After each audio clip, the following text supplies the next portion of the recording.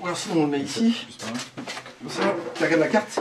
C'est un lieu étonnant, une bulle intacte depuis 1941, au 8 de la rue des Dames, dans le quartier du marché de La Rochelle.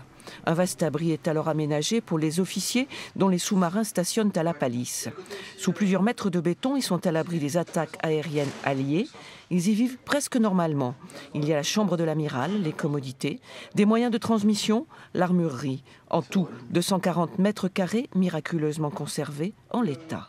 Alors, la vie dans le bunker, c'est principalement ce bar. Et puis après, il y a une grande scène de libération où on voit où il y avait les couchettes, en fait. Et là, c'est resté dans son état d'origine aussi. On a remis les lits au même endroit, en fait. Donc ça permet de faire un parcours avec notamment les chambres, etc. à l'intérieur, vraiment comme c'était autrefois.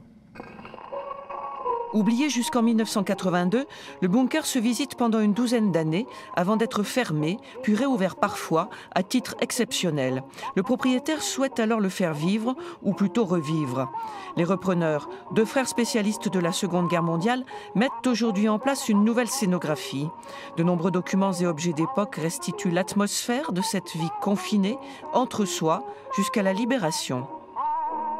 On a essayé justement de se positionner au mieux, dans le sens où on voulait montrer des éléments, mais sans détériorer l'aspect initial du lieu. Donc c'est-à-dire qu'on a essayé de composer un petit peu avec les volumes, avec tous les éléments d'origine, sans les dénaturer.